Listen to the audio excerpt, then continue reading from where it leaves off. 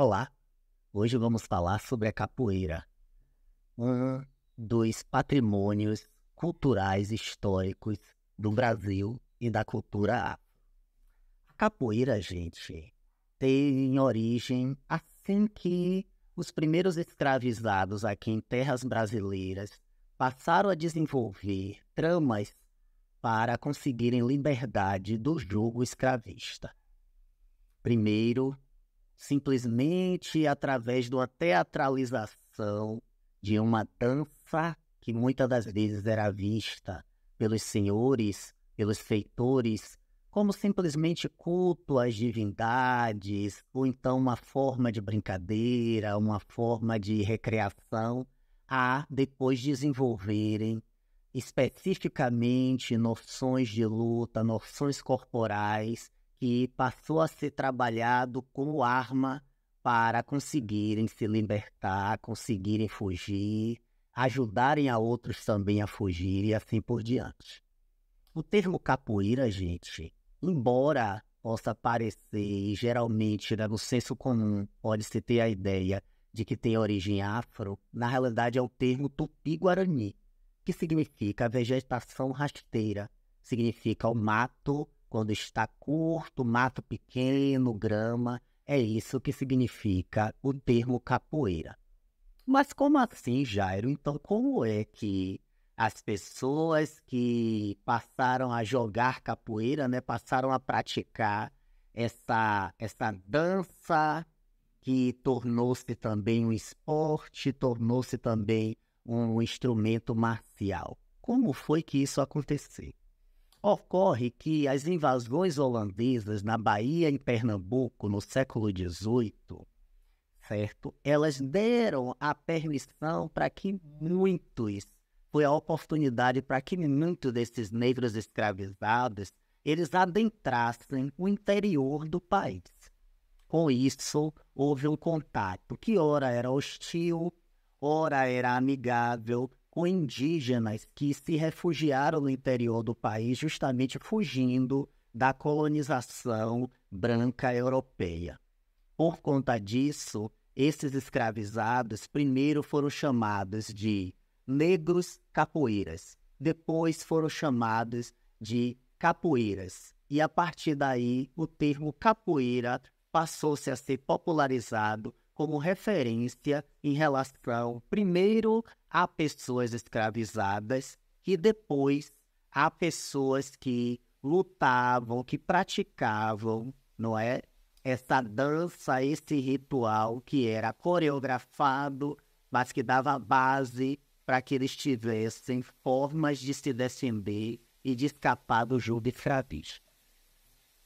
O Estado brasileiro, a sociedade brasileira, de uma forma geral, ela lidou com a capoeira da mesma forma que lidou com diversas outras expressões de cultura afro. Ora, vendo simplesmente como uma expressão inofensiva da inocência e da capacidade da índole festeira dos pretos.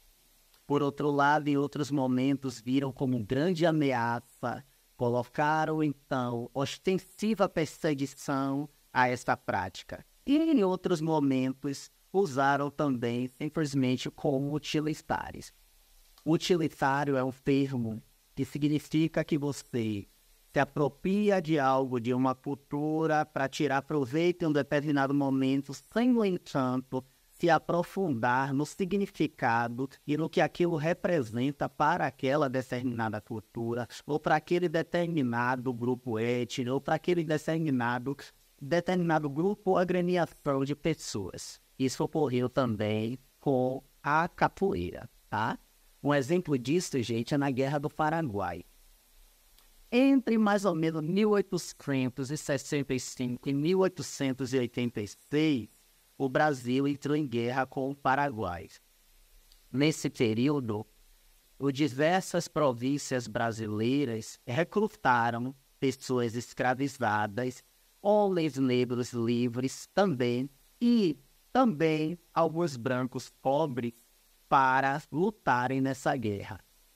Foi justamente aí que homens que praticavam a capoeira, em especial os homens pretos, porque essas províncias, o Estado brasileiro de uma forma geral, eles se preocuparam em colocar à frente sempre das batalhas essas pessoas negras, esses homens pretos, não é? Com o objetivo tanto de extermínio, tá? Como também por conta deles serem capoeiras, não é? Hoje chamamos de capoeiristas, não é? Se tornou modernizado chamar isso capoeirista, mas nesse tempo o termo capoeira designava tanto a prática em si quanto os praticantes, principalmente quando eram pessoas negras. Então, colocar os capoeiras à frente justamente porque essa arte marcial, não é, dava vantagem ao exército brasileiro e também porque esses pretos à frente seriam mortos, não é? E com isso se ajudaria no extermínio dessa população que já não era bem vista, não é? Já nesse período do século XIX. O que ocorreu, no entanto, é que esses capoeiras ajudou o Brasil a vencer essa batalha, vencer essa guerra. E com isso, então, isso respaldou que a própria prática da capoeira, que já tinha quase um século de perseguição no Brasil todo, os capoeiras eram vistos geralmente como marginais, não é? Muitos deles eram cooptados tanto pela polícia como por alguns homens ricos, justamente para invadir terras, justamente para capturar também outros escravizados e até para defender as suas terras de outros senhores que também tinham capoeiras que também trabalhavam para eles. Então é compreender que no processo histórico não existiu somente uma forma de lidar com uma determinada situação ou uma determinada questão, tá? Principalmente aqui em terras brasileiras. Em um momento, a capoeira foi vista de uma forma, em outro momento foi vista de outra. Em um momento a relação melhorou muito, em outro momento foi só perseguição. É isso aí.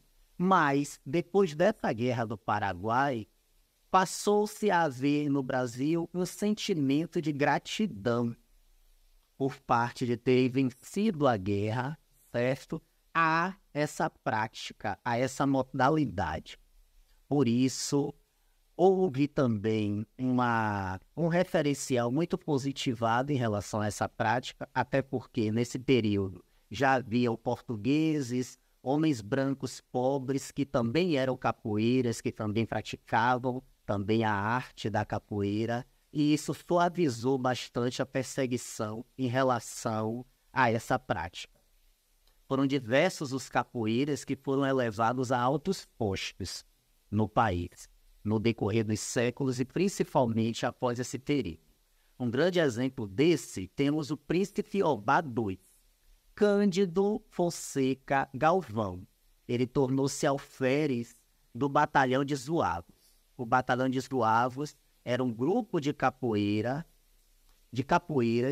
que prestavam serviços a diversos senhores Brasil afora. Nós tivemos no país 2 grupos principais de capoeiras.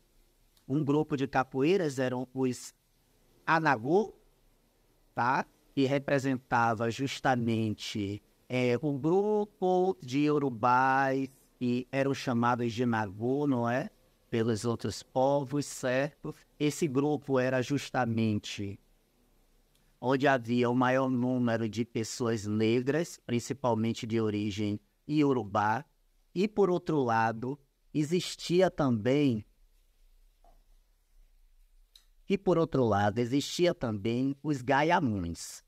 Os Gaiamuns já eram um grupo que representava mais homens que praticavam a capoeira numa região do Rio de Janeiro, tá? Que era pantanosa. Lembrando que Gaiamuns são tipos de siris, são tipos de caranguejos que geralmente é muito comum nos mangues. E existia no Rio de Janeiro uma região que depois foi aterrada, tá?